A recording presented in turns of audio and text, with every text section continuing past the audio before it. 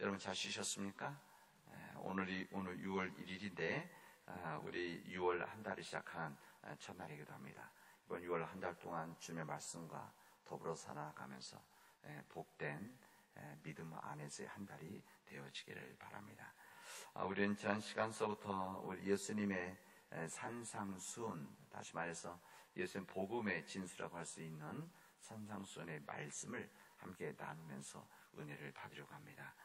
우리들이 가장 많이 읽고 익숙한 말씀이지만 그러나 그 익숙한 말씀이기 때문에 이 말씀을 때로는 이렇게 더 깊은 메시지를 듣지 못했던 그런 우리들, 저 자신도 마찬가지입니다.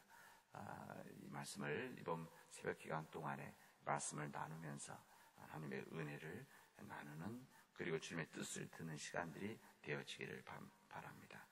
오늘의 우리들이 읽은 5장 17절에서 20절까지의 말씀은 예수님께서 율법에 대한 말씀을 해주십니다. 예수님의 말씀, 다시 말하면 이 복음서에서 예수님께서 여러 가지 말씀하시는데, 말씀하시는 메시지 중에 율법에 대한 말씀을 여러 곳에서 말씀을 하십니다. 때로는 우리들은 어떤 생각을 하는가 하면 예수님께서는 율법을 인정하지 않고 율법을 받아들이지 않는다고 생각할 때가 있습니다. 왜냐하면 이 부분은 예수님의 말씀하신 몇 군데 부분에서 때는 우리가 잘못 이해하기도 하고, 또 이제 서신서 부분에서 사도 바울을 비롯한 서신서에서 율법에 대한 이야기를 많이 하고 있기 때문에 이 부분을 우리들은 예수님께서 이 율법을 인정하지 않으시는구나, 그걸 예수님께서 그 율법을 받아들이지 않으시는, 그래서 때로는 이 구약에 있는 이 하나님에 대한 신앙과 다른 예수님의 신앙을 만든다, 이런 생각을 우리는 할 때들도 있습니다. 여러분, 그러나 예수님의 말씀이 시작되는 이 신약, 우리는 신약이라고 그러죠. 이 신약이라고 하는 것은 새로운 약속, 새로운 계약인데, 이 신약이 붙여졌던 이유는 구약이 있기 때문에 그렇습니다. 그래서 이스라엘 사람들에게 있어서는 구약 성경이라고 하지 않습니다. 이들은 예수님의 복음서라든지 아니면 신약 성경을 인정하지 않기 때문에 그들은 인정하지는 않지만, 그들은 보기는 하지만 그냥 인정하지는 않습니다. 그래서 그들은 구약이라는 말, 구자가 오래된 약속, 이 말 표현 자체가 없죠. 그냥 경전입니다. 그러나 우리들은 예수님의 신약이 있다고 안다면 이 구약이 있고, 이 구약의 연속으로 신약이 있기 때문에 우리는 율법에 대해서 우리는 연속선상에 있는 하나님의 말씀이다, 이렇게 우리 전제를 시작해야 된다는 겁니다. 우리가 예수님에 대한 율법을, 우리 예수님께서 이 율법을 어떻게 생각하시느냐, 어떻게 받아들이고 계시냐, 어떻게 가르치시냐, 이것을 우리들이 잘 이해를 해야만 예수님의 복음의 말씀을 더 정확하게 이해할 수가 있고, 이 말씀을 우리가 잘 이해를 해야만 근본 아니겠습니까? 우리 믿음이라고 해서 예수 그리스도의 복음과 복음의 정신인데, 이 복음의 정신이, 이 복음이 신약성이 그대로 서신서에서 그대로 드러나게 되는데, 이 부분이 중요한 이 부분이라 할 수가 있습니다. 그래서 우리 법도 헌법이 있고 율법이 있고 또 지방법이 있고 또 조례도 있고 규칙이 있고 이렇게 돼 질서가 있지 않습니까? 그러니까 이 하위법이 잘 안 맞을 때는 여러분 조례라든지 규칙, 이것은 지역에 따라서 지방자치에 따라서 이것이 만들어지고 정해지기 때문에, 그러나 이 부분이 문제되어지면 항상 모법, 상위법, 그래서 마지막에는 헌법이 어떻게 말하느냐, 이것을 기준을 잡는 것처럼, 그러니까 예수님의 우리 신약성경에 나오는 우리 율법에 대한 생각도 항상 근본 시작은 예수님의 율법을 어떻게 이해하시느냐, 말씀하시느냐, 이것을 해야 된다는 겁니다. 오늘 우리들이 5장 17절, 20절에 있는 이 말씀은 여기에 율법에 대한 여러 가지 설명을 내절이지만 이 부분에 있어서 예수님께서 말씀을 하십니다.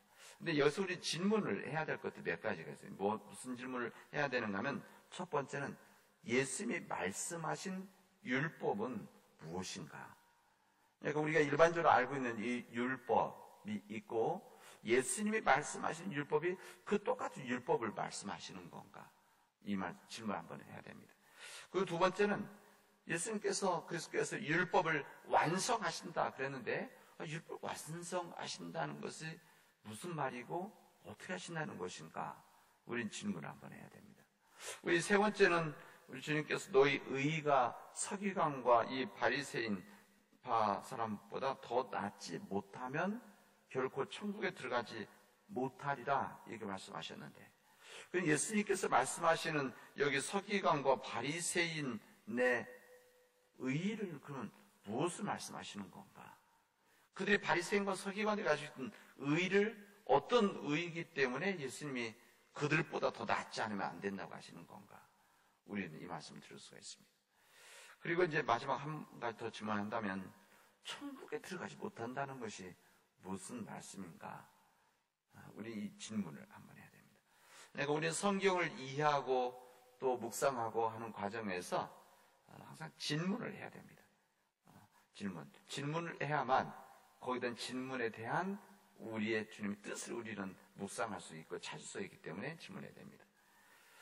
율법, 첫 번째 질문이었던 이 율법에 대한 부분은 우리 신약성에 보면 구약 성경을 말할 때 그냥 하나님의 경전, 하나님의 말씀 이렇게도 말하기도 할 때도 있지만 항상 구분을 해서 이야기합니다. 율법과 선지자이들 그들과 시편이다. 이렇게 세 부분을 이야기합니다.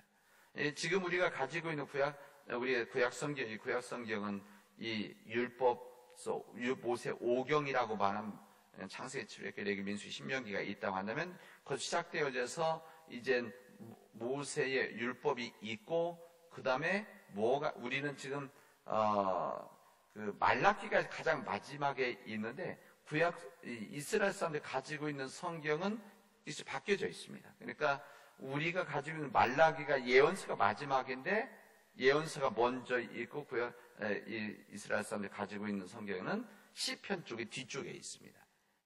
시편, 욥기, 전도서 이런 부분들이 이게 구분되어 있죠.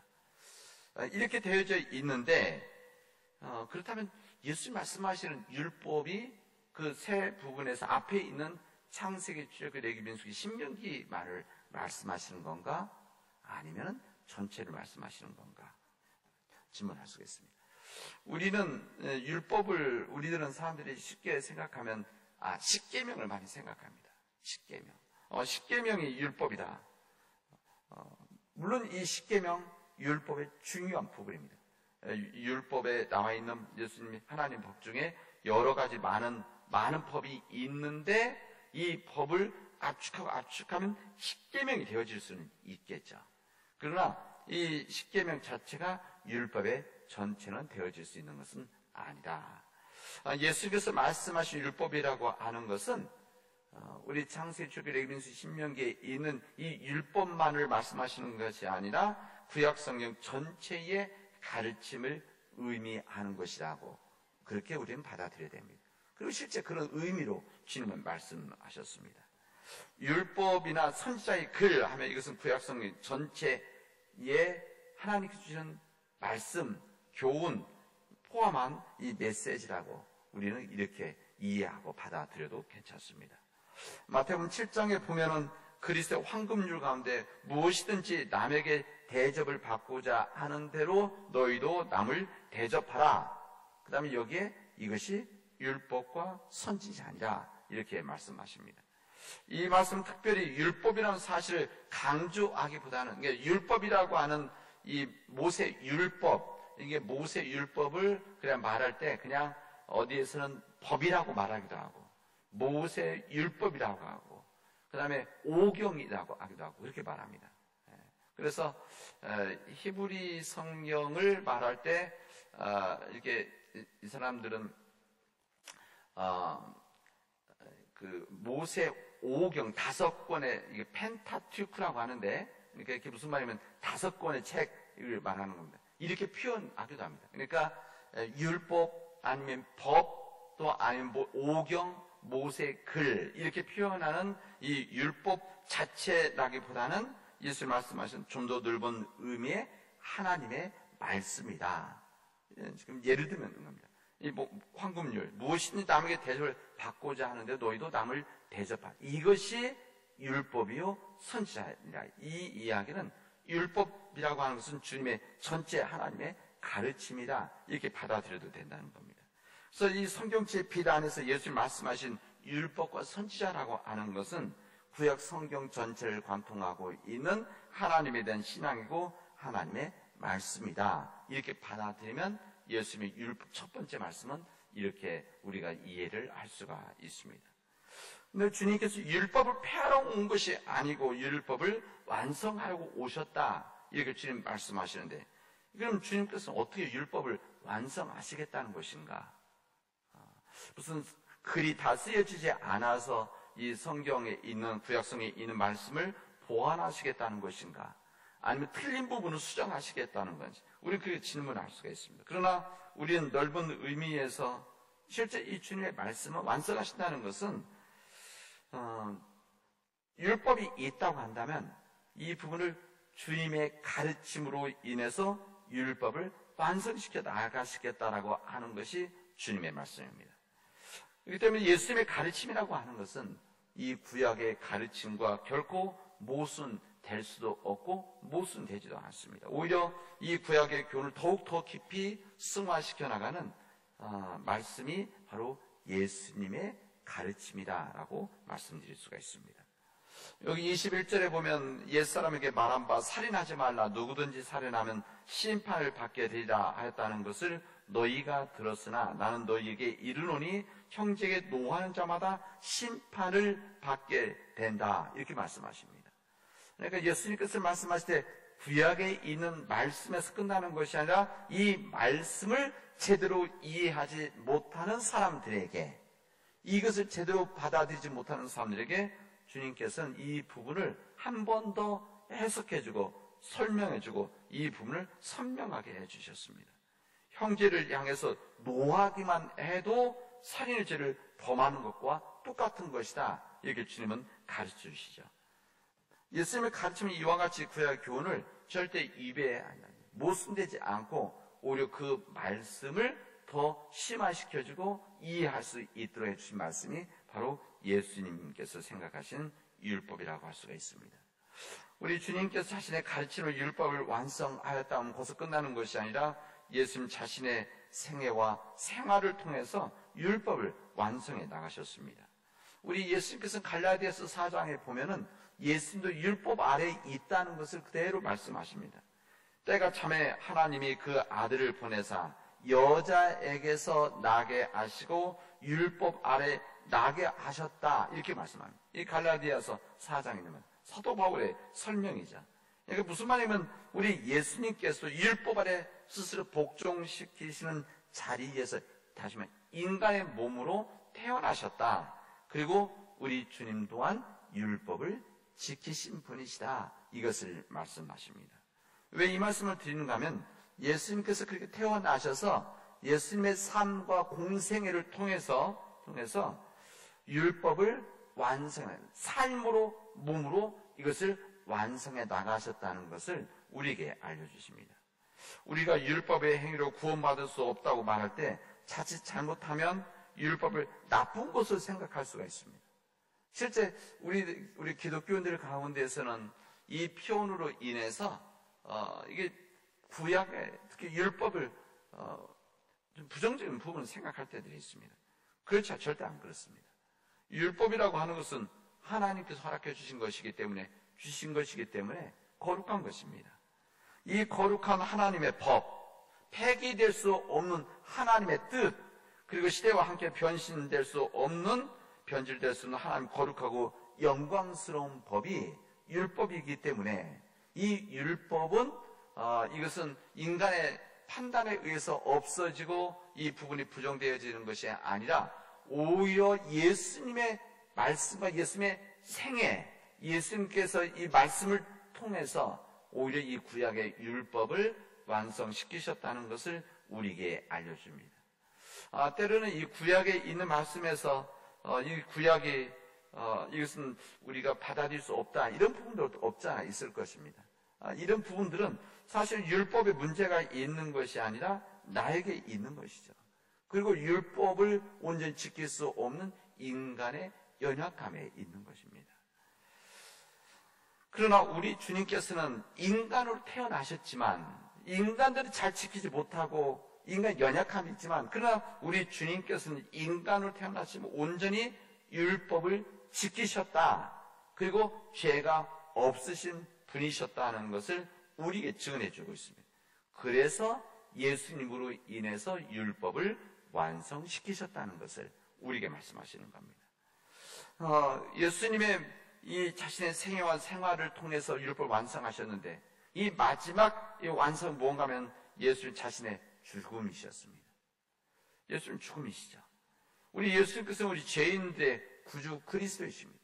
우리 주님께서는 우리 인간의 죄를 용서해 주시기 위해서 우리 자신들뿐만 아니라 우리 인류의 죄를 용서해 주시기 위해서 다시 말하면 아까 말씀드린 율법에 있어 지키지 못하는 연약함이 있고 죄인들이지만 이 모든 지킬 수 없는 우리들을 대신해서 주님께서 돌아가셨다. 고난받으시고 죽으심으로 인해서 마치 이 애굽에서 문지방에 피를 묻혀놓은 그 집마다 그 심판이 피해 지나갔던 것처럼 우리 주님의 피를 흘리심을 믿는 자들, 주님께서 우리를 위해서 죽으셨다는 것을 믿는 자들에게는 심판이 우리를 피해서 가는 거죠. 유월절처럼 그런 거죠. 마찬가지로 우리 주님께서 죽음을 통해서 그 율법을 완성시키신 우리들로 인해서 못하지만 온전히 주님께서는 주님의 십자가 죽음을 통해서 이 율법을 우리에게 완성시키신 분이라는 것을 우리에게 알려주십니다. 이렇게 우리는 율법을 완성하신 예수님을 그리스도로 고백하는 사람들입니다. 율법을 하나님 주셨고 그 율법을 지킬 수 있는 이 법을 우리에게 주님께서 알려주셨고 우리 인간의 힘으로 감당할 수 없는 율법을 온전히 지킬 수 없는 연약함이 있었지만 주님으로 인해서 우리가 구원함을 받고 은총 아래 살아가는 하나님의 백성이라는 것을 이 복음서의 말씀을 통해서 예수 율법을 통해서 우리에게 알려주시고 있습니다. 우리는 율법 아래 있지만 그런 율법에 붙잡혀 있는 사람들이 아니라 그 율법을 예수 그리스도로 인해서 은혜로 받은 우리들, 그 은혜 가운데 살아가는 하나님의 백성이라는 것을 우리가 알려주십니다. 이 예수 그리스도의 은혜에 거하는, 그래서 이 예수의 은혜 가운데 이 주님의 율법, 이 구약의 말씀을 온전히 지켜나가는 우리 사랑하는 믿음의 백성들이 되어지기를 주님의 이름으로 축원하겠습니다. 기도합시다. 은혜가 풍성하신 하나님 감사합니다. 오늘 저희들에게 이 귀한 은혜 주시고 이 귀한 은혜 가운데 이 은혜에 하나님의 은총 아래 주신 주님의 말씀을 듣게 하시니 감사합니다. 간절히 원하고 있는 부활하신 주님을 믿는 우리들이 하나님의 은총 아래 있다는 것을 내 마음속에 간직하게 하시고 그 하나님 은총 아래 있는 우리들이 진정 주님의 말씀대로 살아나갈 수 있는 믿음의 백성들이 되어지도록 인도하여 주시옵소서. 이 모든 말씀을 예수님의 이름으로 기도합니다. 아멘.